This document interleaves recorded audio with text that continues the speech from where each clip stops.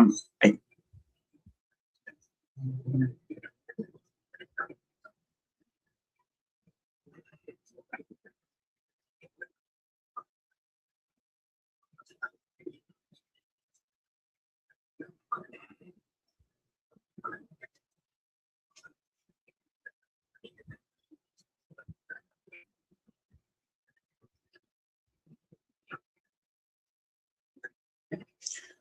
you're on mute.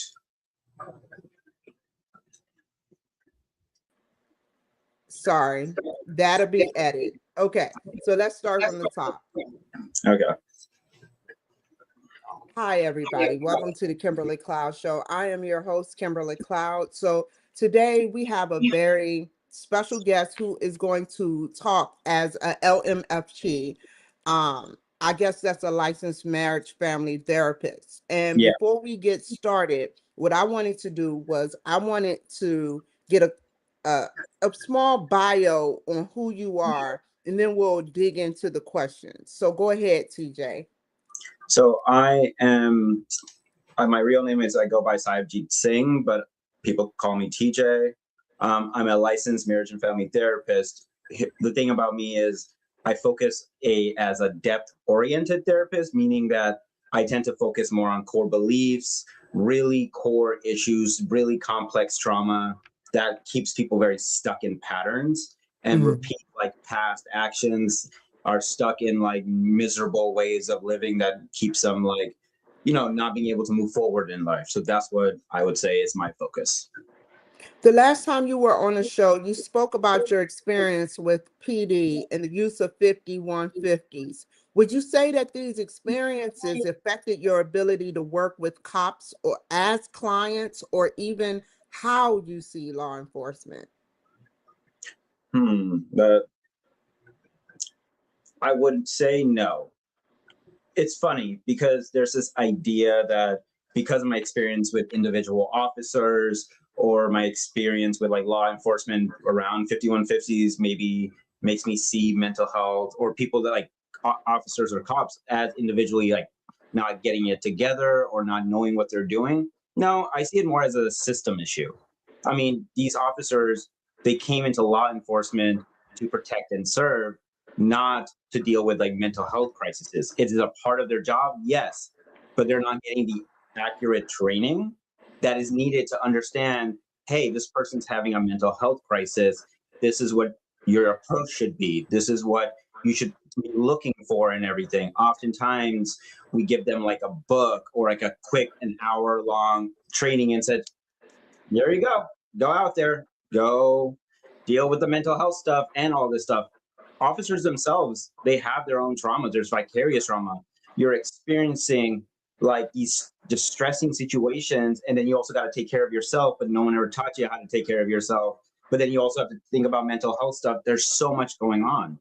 No, of course not. When I have had law enforcement as clients, and I still see them as same, because who they are inside the room, inside that therapy space, is not just the role they take on, the work mode, it's who they are as a person. How are they affected in their personal life? People are not always the same person they are at work. Why would officers be any different? Like, I'm outside of being a therapist, I'm just a regular dude living like hanging out with my cats, my partner, doing things that anyone else would be doing. You got to remember that these people are still humans, but they've been given a power, a position, and sometimes they're never told how to manage and navigate that kind of power dynamics. Even as a therapist, like, we have a power dynamic. You are paying me to help you and see you in your most vulnerable, raw side. That gives me a sense of power. I have to be aware of that. I have to make sure there are professional boundaries in place so that power never gets used against you or manipulate or try to get. I've had clients tell me that therapists financially like took money from them. Like, it's horrible. That's why you have to be self-aware. That's what officers are never given the training of is, hey, when people see the robe, when they see the badge, they're going to have this idea of you in their head, and you need to be understanding of that you have a sense of power. That's like what I've seen within law enforcement So for me, like, do I have a problem with the system? Yeah, the system got issues. Do I have a problem with the officers individually? No. A lot of them are good people. They're just given a lot of things, and it's like, hey, you're a young child. Let me give you a giant bat, but I'm not going to tell you how to use the bat, but go crazy. Like, it doesn't work. That's what I would say. It changed my view of how law enforcement system is handled more than anything else. I mean, Over over the go ahead after you. Kimberly, I wanted to know from your experience, like with law enforcement or what people have told you, like what has it been like for you? Would you see that like the individual officers are not bad, or is it more like the system, the actual department itself, and how it's run causes more of the issues? I've been over the world and I've seen military police. I've been engaged with military police. I've been engaged with a lot of police, but nothing stands more corrupt than the police in California. Even though they looked out for me, 10 officers had guns pointed out to a man holding a knife and broke open uh, a random person door and then ran into a woman with 5 children house that had a gun. I've had instances with the cops, but the corruption lies in the California police because there's more politics and pressure than any other state. California is one of the 5 biggest states, so it's like, it's a lot of corruption. And I don't blame it on any race. I just blame it on the politics as in general, because you got Gavin Newsom that could, reprogram or redo the structure of the police system, work and cooperate with the chief of LA police. And he doesn't. Instead, he complains and complains and complains and says, this is, your state to do whatever you want. And so then we have people breaking the laws. But I've came in contact with at least 50 or more officers in my life, and I haven't had no problems. That makes sense. That's like the biggest thing. And I agree with you. There's a level of corruption within these systems. And everybody talks about, that's the thing about politicians, is that they love to talk. It's so much easy to rile emotions if I just say the right things. It's like, oh, oh, criminals are bad. Oh, we're gonna take them away. We're gonna make you. It's like, yeah, okay. How are you gonna do it though? What's your step-by-step plan? Like, you got to give me a whole plan and not just make me sound all this great stuff. But that's what they do. They're trying to get you to engage emotionally so you can put logic out the window. Logic says, I need a step-by-step. Emotion said, I just want to feel heard. And that's like the biggest thing is, when you say about, like, in California and having 50 guys, or like, was it 10 officers with one dude who had a knife? How does that like, think about that. There was this experience I had working where there was a person having a psychosis, and it was one of the county jobs I had. And one thing when you put them on a 5150 is you have to call non-emergency number to get an ambulance to come by to drop them off to the hospital. Well, the ambulance person thought I meant to call everybody, like it was an emergency, not a non-emergency.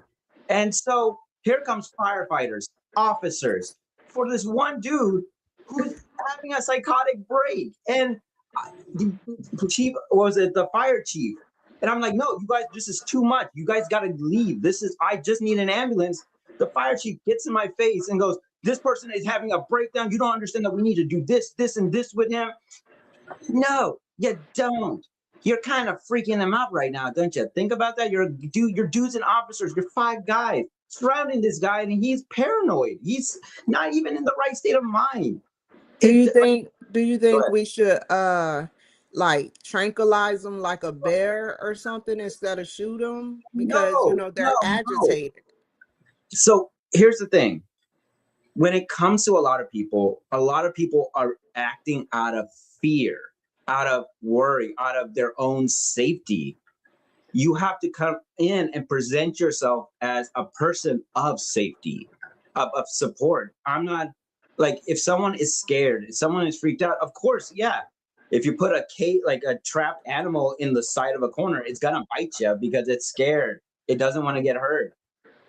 I'm saying these people are needing support. If you go slowly, talk them down, spend some time. It's like when I told you last time, it's like that little kid who was suicidal. I spent 2 hours with him.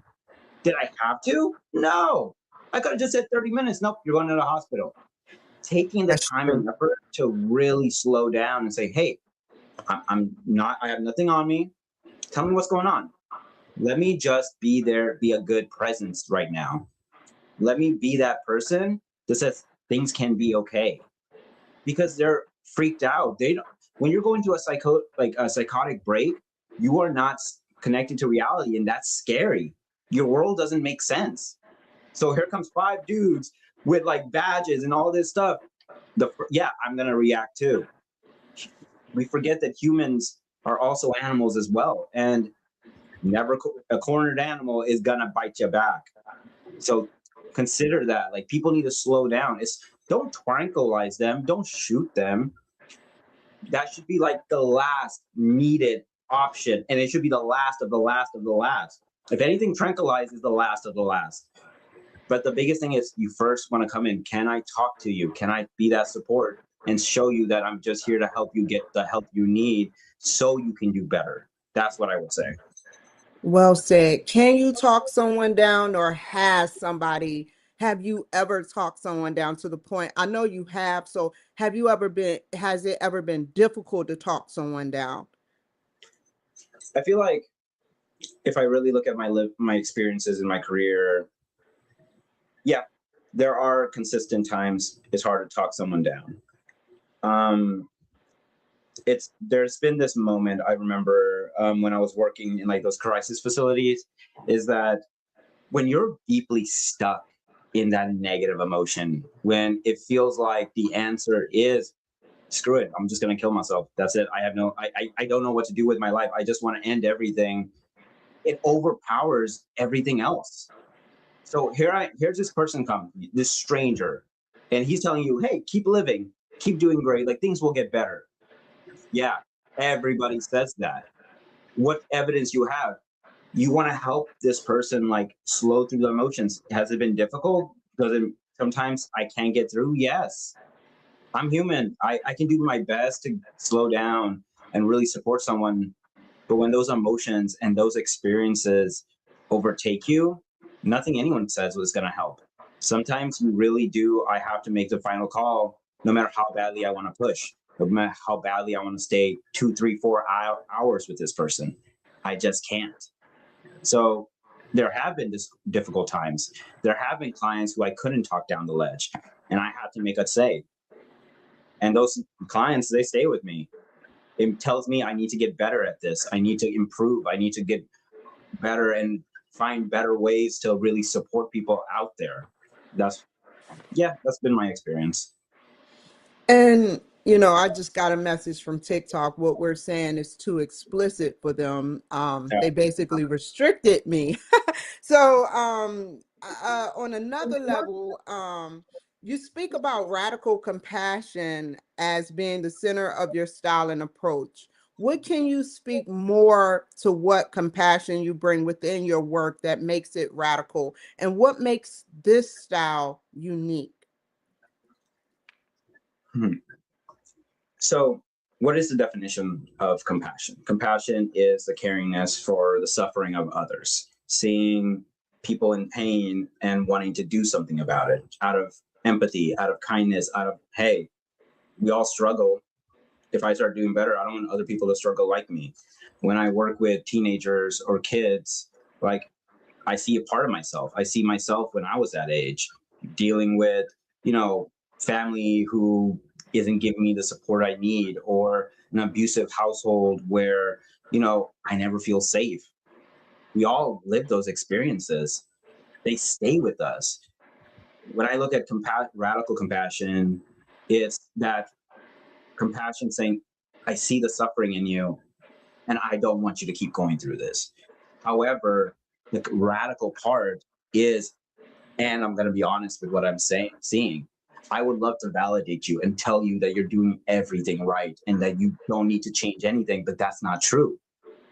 Part of my therapy, part of radical compassion is you have to take accountability for yourself.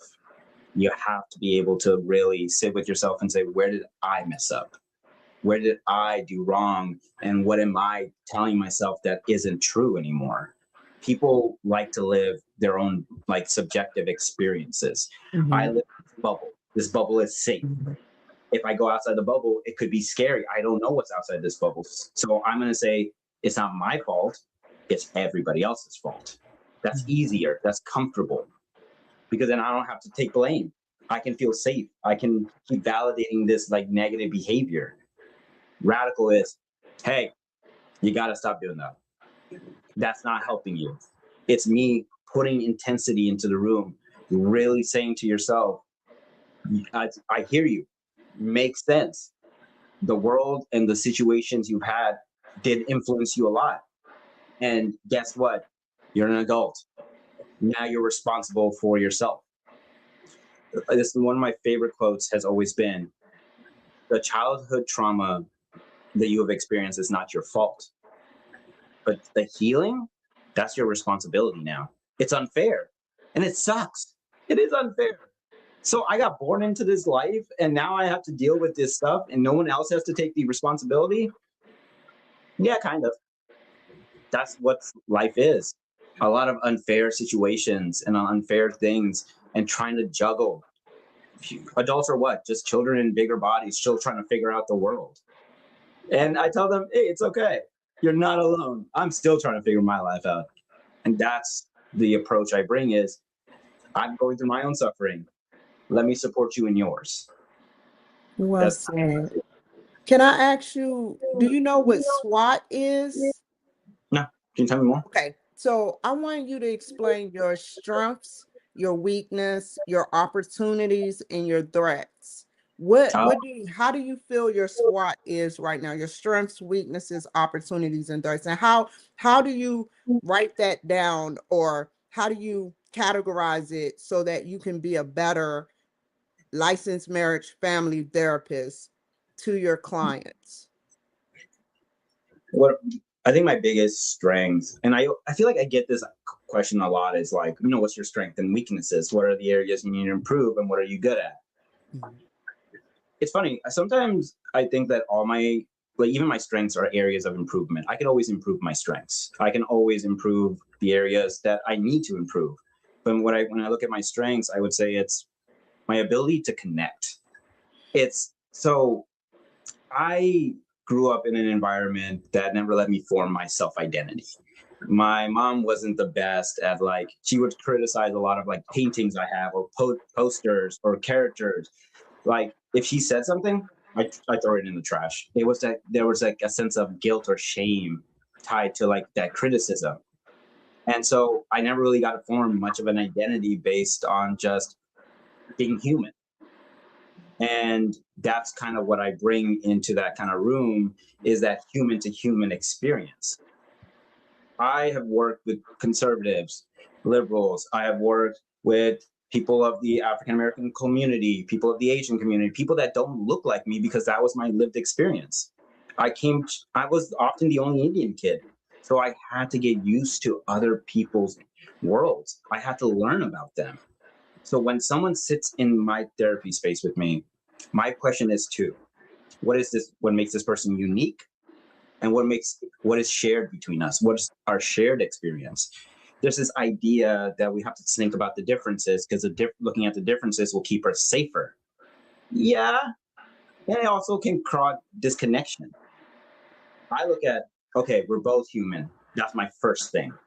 That's the automatic connection right there. So if I have felt these experiences or these emotions, so has this person. They have felt guilt, shame, and anger. I don't care about their beliefs. Right now, I just want to know what connects us. Oh, you're a guy. You've had bad relationships. Dude, tell me about it.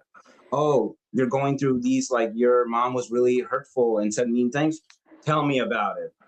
Oh, you wanted a first class trip somewhere, but you got a third class. Tell me about it. It's small things. You just learned that this is just another person trying to live. And that's what you start with. That's what I would say is my strength, is that relational connection. Where I need to grow is sometimes my passion and my drive to help overtakes my, hey, TJ, slow down. This person, like, I see this change in people. I see this potential in people, and I just want to badly get it out there, but not everybody's ready for that. And I have to sometimes, like, I want to be the best at what I do. I want to be a therapist like no others. Like, funny thing about therapy, we are called practitioners of the healing arts. We're like, it's healing arts. So it's an art form for me. And so being that person, I want to keep growing my craft, keep growing and being able to slow down, being able to really be present. I want to be able to talk to anybody. They sit in this room, tell me about your life, because people are afraid to share things about them. They're like, oh, what if no one can handle me? No one can handle this pain I have. You sit in my room, you talk to me, and you tell me everything. My first question is, tell me more. That's, I always say, is tell me more, because I want to hear everything. Tell me your perspective. Tell me your inner world. Tell me how you see existence itself. What is your reality like? Because I don't know. I can give you my assumptions, but I don't know. But it's easy as a human to overtake, to want to be understood before understanding. And I always have to check myself on that. So that's an area where I need to grow is, okay, this is not about me. As much as I want to say something, as much as I want to open up, I gotta shut up. Go ahead. Go ahead. What Just, is your that's what, threats? that I would say my threats often are, how would you define threats? Like whatever situation, like for instance, I would give you a suggestion. I think that I know you are a great therapist. Only thing, your walls, break them down a little easier. I think based on your heritage or your culture, it's hard to break down your walls. So your threats would probably be breaking down your walls. That's the only thing I see. Other than that, I see you No, as inspiring, like doctor or something. You're doing something where you're going to make a career out of this thing. This thing you're going to study ins and out. People have computers. We don't study computers, all of the fully functional computers. You study what you do, and that's what makes you special. So your threats. I think my biggest threat is often, sometimes it's hard to work in a field. Like, a lot of fields are often affected by the systems that create them. It's because corruption, because people want certain things. I really view what I do as very sacred. Like, you're opening your deepest stuff with me, and that's hard nowadays. I think for me, it's so easy to get lost and overexert myself. One thing I teach my clients is like, hey, you only have 100% of you, and if you're giving it out, how much do you have left for yourself? Sometimes my passion overtakes me and become too much work me, instead of allowing myself to be personal me. There's times where I'm in this office day and night because I work crazy hours because I want to be available for people. And so I need to always remember, hey, TJ, don't forget about yourself. My biggest threat sometimes is myself, my passion, my drive. And I always have to be self-aware of that as much as I want to be this special person for everybody, as much as I want to be this savior, that's my world. I'm not. I'm just another person trying to live. I'm not a savior. I'm not this old, I'm the therapist that's going to change. No, I'm just a human, man, and I'm tired. And honestly, I miss my bed. That's what I would say. Wow, I think that if you want to categorize yourself as a savior, I think that you could be a savior. If you're saving people and you're talking them down, that's a day in their lives that they're not thinking about, for even if for 5 minutes, about killing themselves or, breaking the law, So I congratulate you on that. But So it's huh? just, last thing I would say to that is, I think my past self, like when you talk about threats, like what are you working towards? My past self, maybe 5 years ago, would have been like, yeah, I love the idea of being a savior. Now No, I don't want to be a savior. That's not, I'm just a person. I'm just someone who has went through my own experiences, and I'm using what I have been through, the lessons I've gained, the experiences and what they have taught me about the world and my like clinical knowledge to help someone overcome. But at the end of the day, when my last client is done, I'm still just like anyone else. Like, I don't want to be the save. Don't think of me as a savior. That's like people that have those complexes overwork, overdo, overdoes everything, and they burn themselves out before they can really help anybody. I'm human. I am like you. I'm tired. The world scares me. My traumas affect me. I don't know. I don't know who I will be tomorrow. Uncertainty is scary.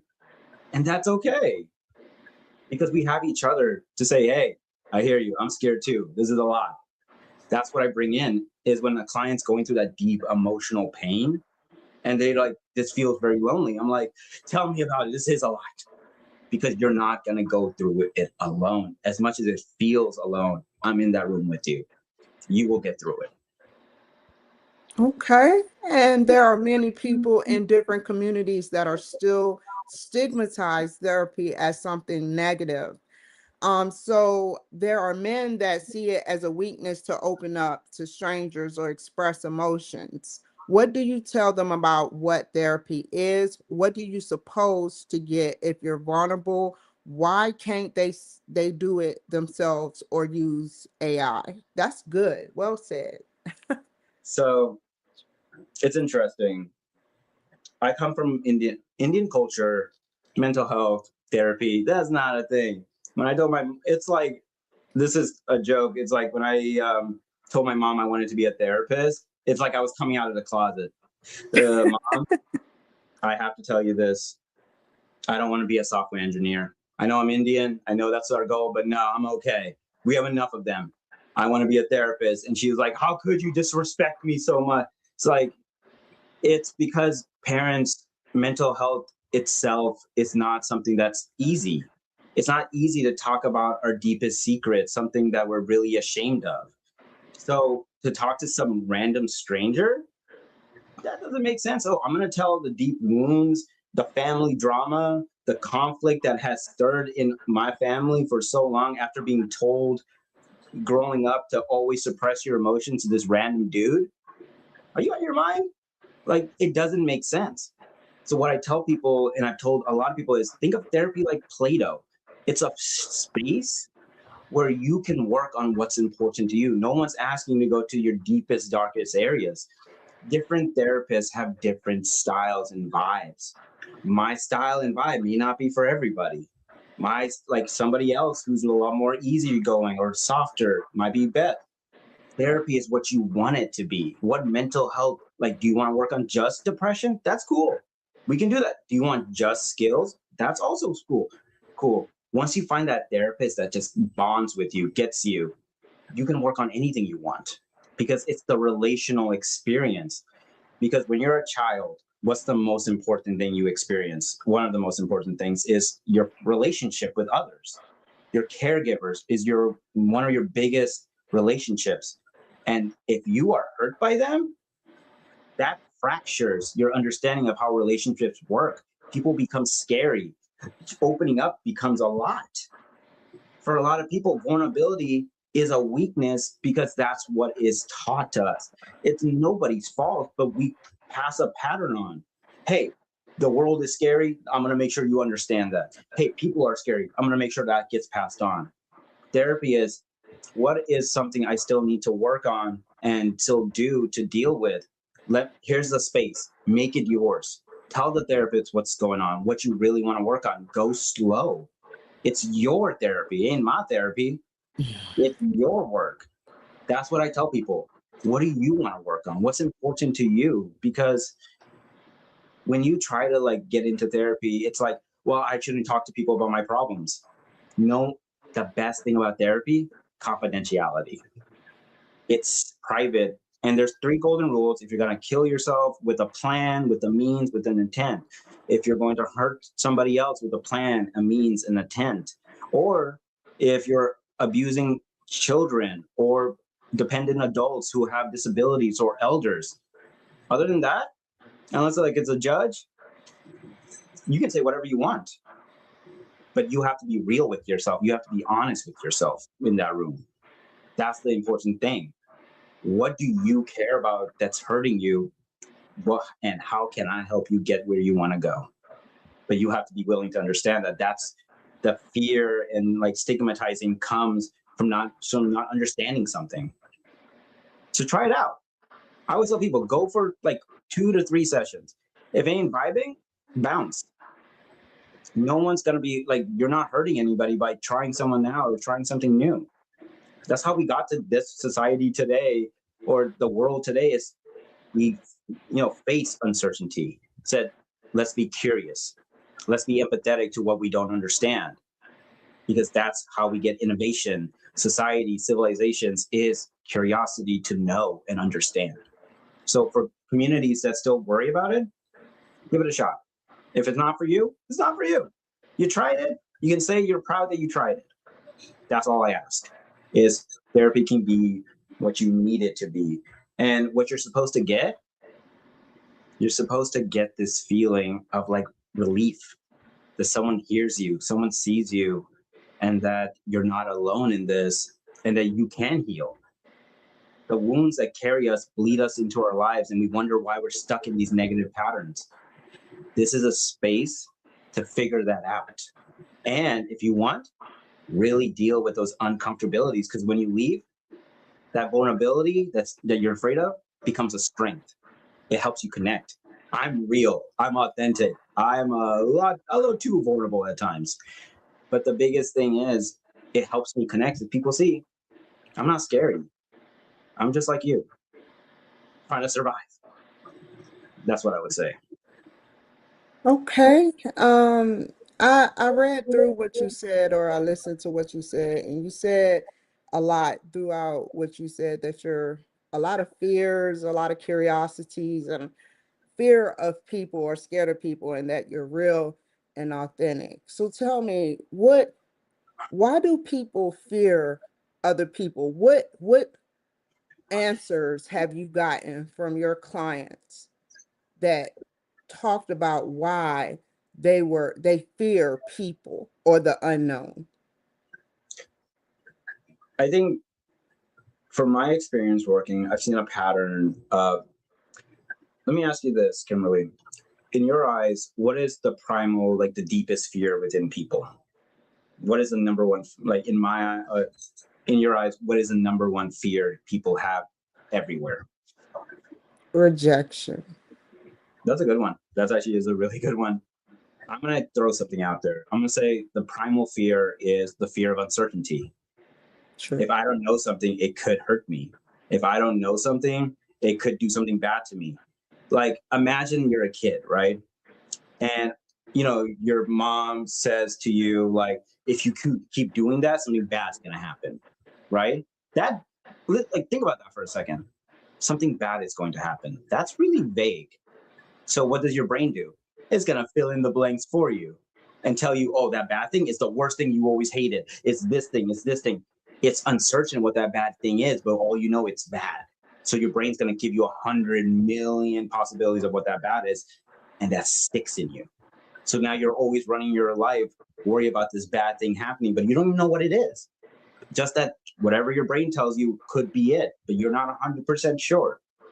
That fear of uncertainty keeps us stuck. Every client I have met where we are finally getting to the point of really healing stops and goes, what's on the other side? If I let go of who I am, if I let go of the person I built to keep me safe, who's on the other side? And I always say, I don't know either. I can't promise you what's like, or guarantee you'll be 100% better, or you'll be this. I don't even know, because I'm here with you in the present. However, you have to meet that uncertainty with curiosity and empathy for yourself. It's scary, yes, but it also could be something good. If anything is possible on the other side, why do we always have to say it's a bad thing that's going to be possible? Why couldn't it be the good thing? Hey, you go to this other side, something good could happen. Don't you want to find out? Aren't you curious what it could be? Because you faced so many things in your past. You are a survivor. You got through this. So what says you won't survive the other side? And when clients finally get to that, they look back. It's like when we say, I wish I knew I was in the good times before they were gone. When you're doing great, you're not gonna notice you're doing great. But when you're doing bad, you're gonna definitely notice when you're doing bad. On the other side is you just living your life authentically, and no matter what good or bad comes, you accept it wholeheartedly. That's a possibility. To get there, though, you got to sit in the fire and really work on yourself. So is it scary? Yes. But I'm here with you. I'm scared too. Let's go find out. Let's be curious. Let's be empathetic. Let's discover or rediscover what's on the other side. But you have to be willing to take the plunge, if that makes sense. That's a very noble thing to carry them to the other side together through weeks of training. So my next question would be, give me just a second, because I want to get all your questions. You said in your profile that you take on high conflict couples. In your experience, are there patterns you notice among your couple clients? Are there techniques you would be willing to share for those dealing with problems in their relationships? How is your work with couples different from your work with individuals? Okay. So when I say I work with couples with high conflict, oftentimes these couples there is consistent miscommunication. The fighting becomes more daily and more regular than the good times. That's what high conflict is where the moment you see this person, your brain goes into defensive mode. Mm-hmm. Like if they come to talk to you about something, your brain's ready to okay, we're preparing for battle right now. Let's get ready for battle. That tells you how you see this person, how your body reacts to this person is in defensive mode. Oftentimes, the biggest pattern I see is often a duality between partners. There's this yin and yang feel to them where I have a couple clients. One over feels, the other one doesn't feel enough. Mm-hmm. It's you'll see these patterns where people are seeking what they need or don't have in somebody else. I feel too much. Here's someone that doesn't feel as much, so maybe I can learn from them how not to feel so much. Or I don't feel my emotions a lot. Here's someone who's highly emotional. Maybe I can get them from that. People often date what they're missing from themselves. It's like my partner. She's very more structured. She's very go with the flow. She's very if I tell her something, she expects it to happen. I'm chaos. I'm novelty, spontaneity, and everything on paper. I mean, she's a physical therapist. I'm a mental therapist. The duality's crazy, girl. But on paper, it shouldn't work.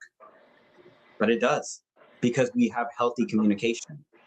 We talk to each other and not see each other as attacking each other. If we have an argument, she's not attacking me, but she's providing me her point of view. One thing I see, and the biggest pattern I see, is this need to be understood first. That big piece right there, first, that's a roadblock.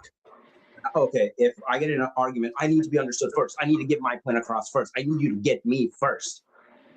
Yeah, but that's what they're also thinking too. If you both want to go first or be understood first, then who's going to go first? It's who's going to be the bigger person, essentially. Take a step back, right? Yes. So this is a technique I tell people is you have to be willing to understand before you be understood. Mm-hmm. One of the biggest techniques is around communication. I say a lot of things. It doesn't mean the interpretation of how the person's taking it is going to be the same. So if I tell you, Kimberly, let's play a game, but your definition in your head is competition. But my definition of game is casual fun. Are we really playing the same game? Nope. No. but you heard the word game. That's what you heard. Doesn't mean that's what your brain told you that's what's being said. An example is I had a couple I was working with where the wife recommended, hey, the refrigerator door is broken. Should we get somebody to like repair it? The husband goes, what? Why do we need to do that? You don't think I can handle it? Like, I can do this. I fix this here. I fix this. I fix this. Why do we need to hire someone? Like, he got upset. And I asked him, what did you hear? She said I couldn't. No. What did you hear?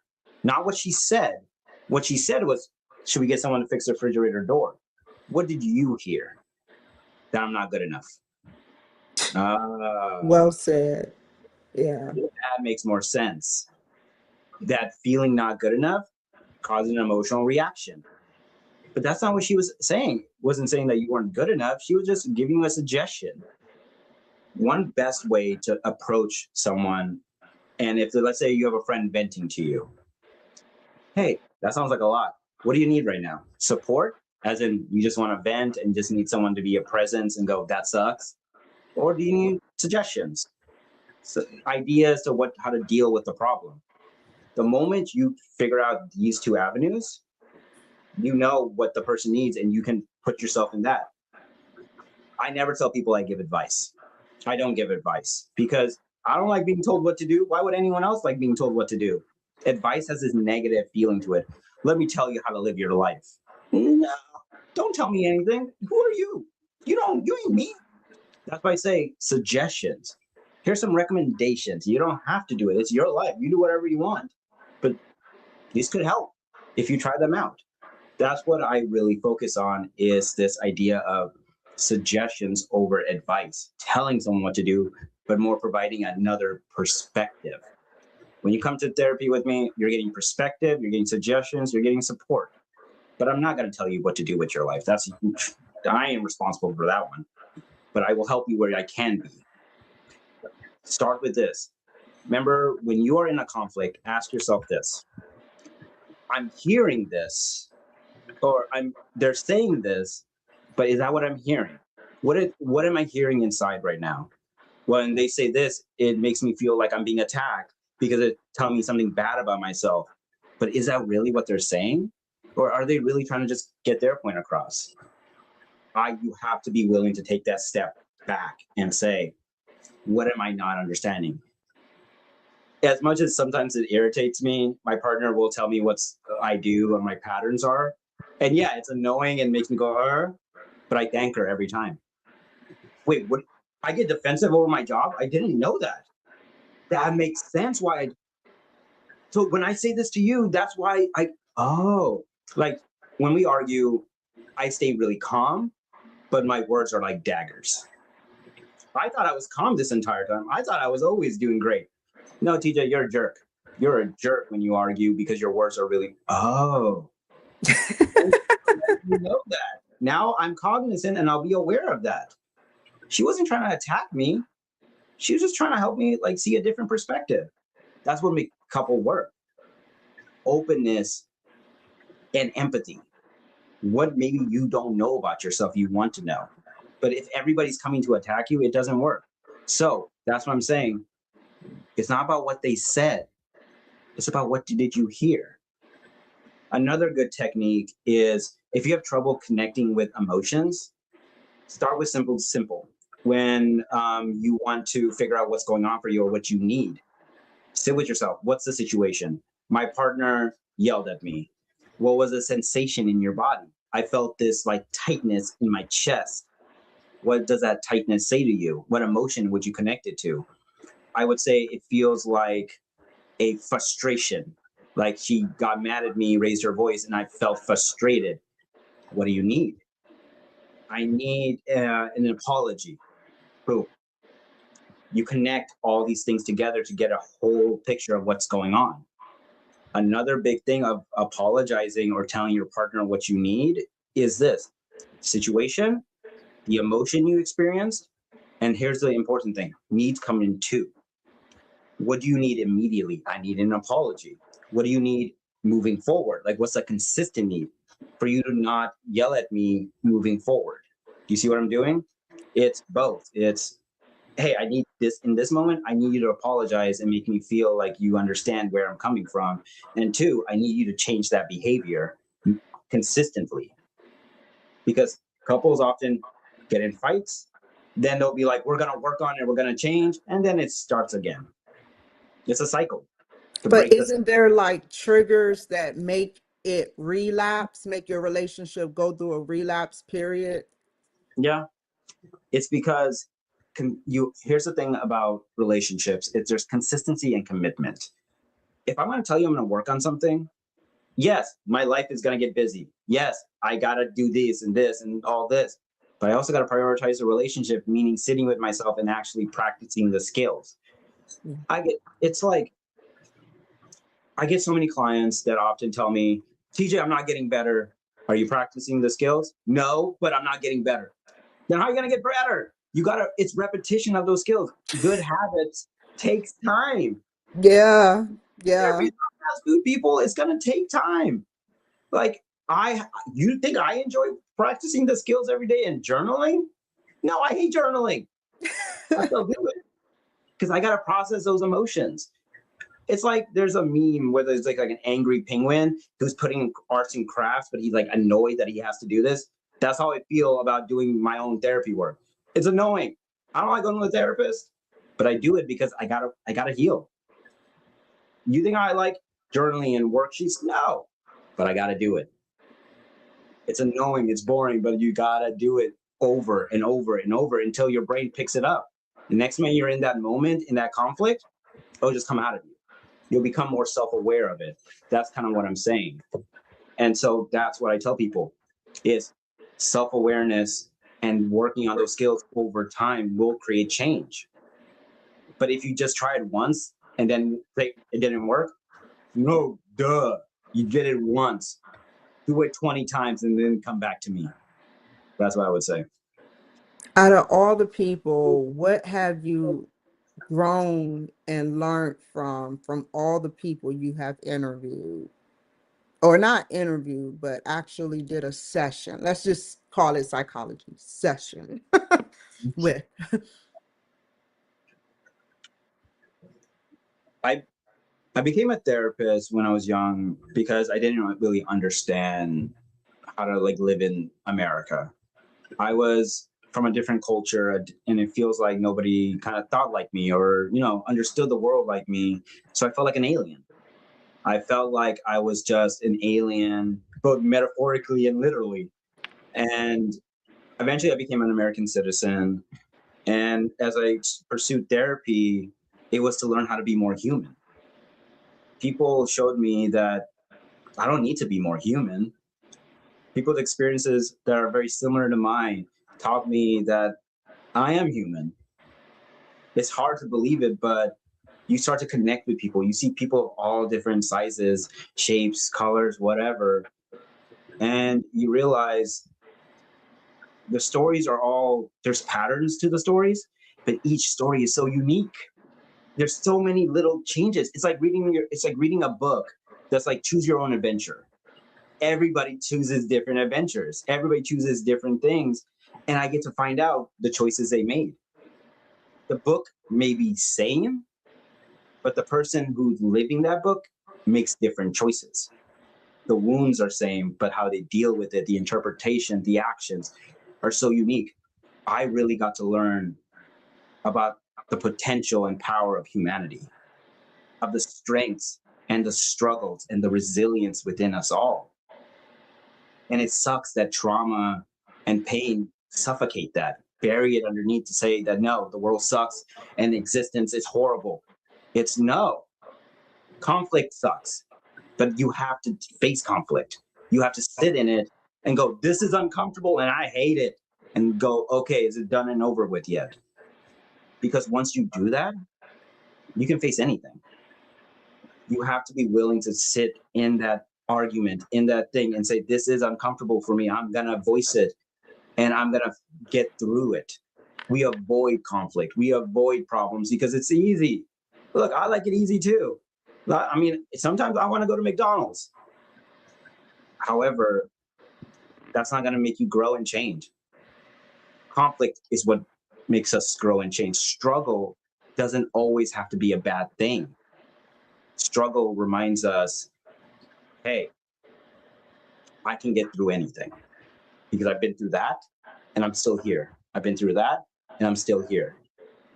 There have been moments in my life where I should have died because of others, but I'm still here.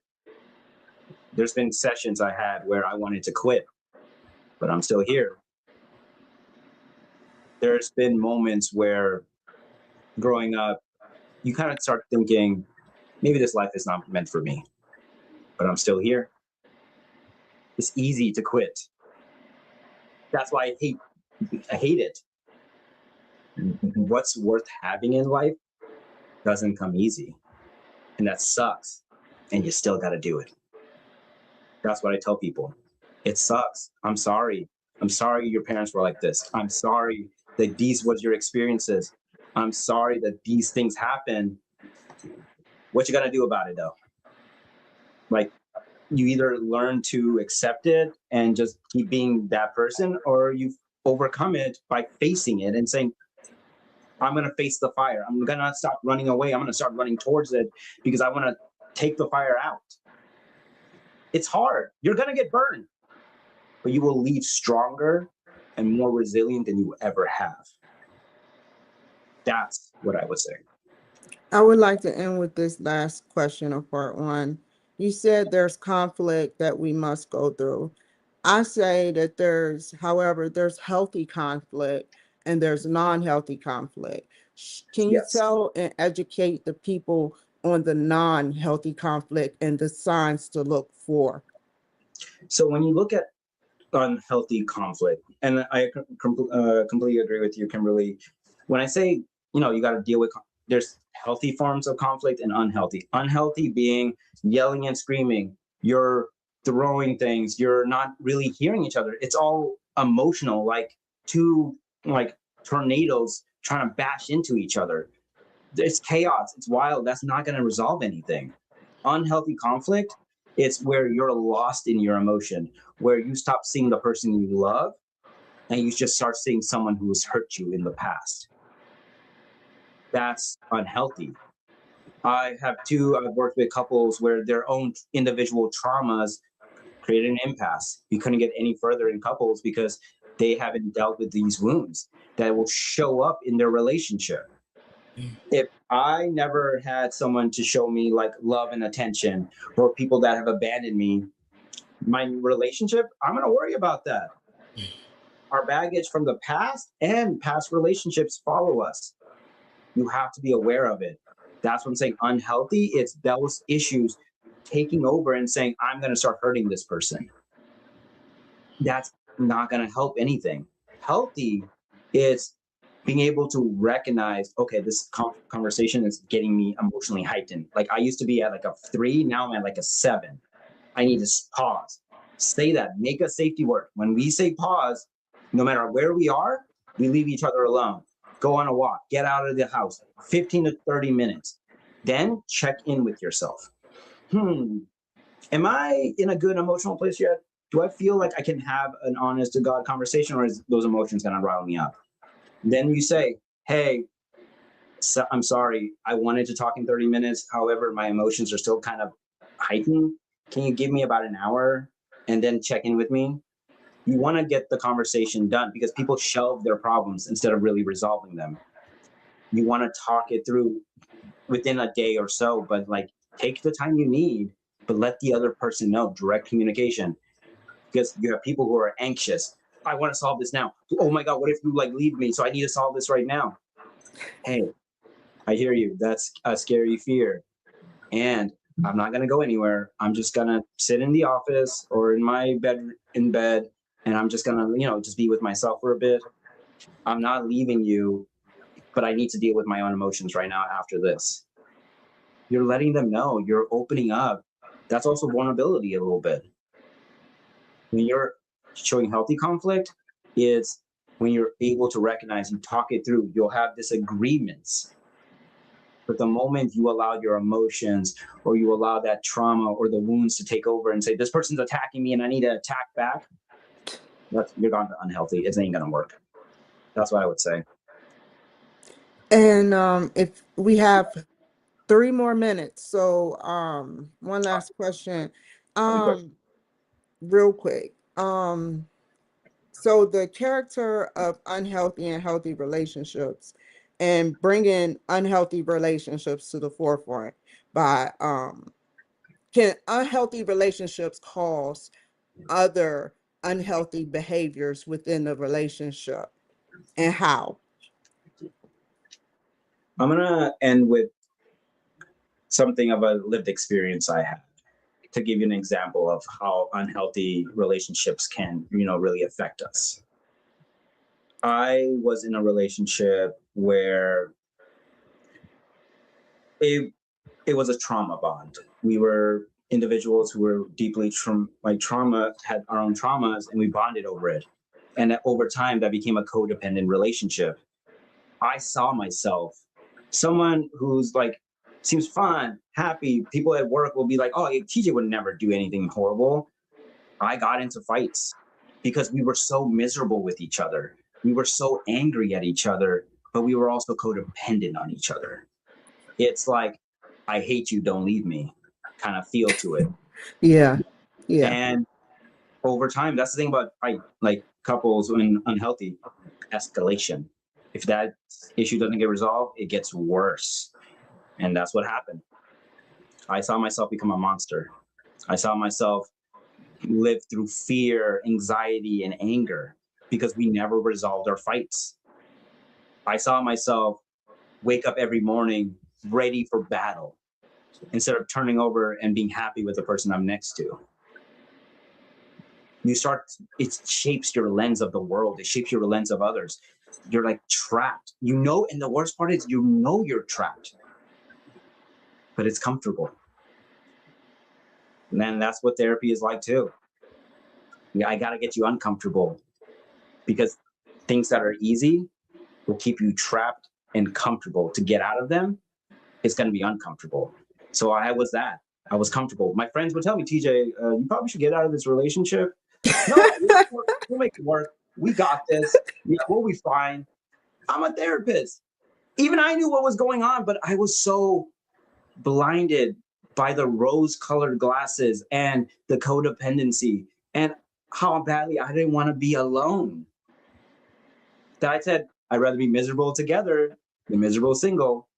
It wasn't until, funny thing, she broke up with me that I had to really look at myself and who I am as a person and what I bring in a relationship.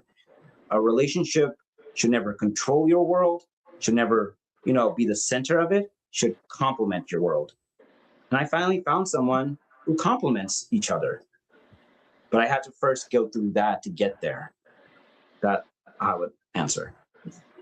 And if you had to say anything to the audience about anything for 30 seconds of how to reach you and what you do and why you do it, and that's how we're going to end. What would you say? Simple. Look, we were born into this world, and sometimes it feels like we never asked to be born. And it feels like we're struggling alone and we don't know if anybody else exists and that we're the only ones, we're the main characters, we're the heroes. Yeah, you are. And living through struggle and trying to do it alone ain't gonna go. We are biased towards ourselves. There are people who will sit with you, who will listen to you, who will say, tell me more about you. Reach out, have one session, try it out and see what it could be. That's what I'm saying. And if you want to reach out to me, my practice is support, spirit, counseling, and therapy. And Kimberly will give you guys the information to reach out to me. I say give it a shot. Face uncertainty with curiosity. Trust me, I don't guarantee anything in life, but I do promise you this. You'll be surprised and pleasantly surprised on what's on the other side. That's it. Stay on the line, TJ. Thank you so much. That was very well put. Y'all take care, be safe, and I will see you guys another time. Bye.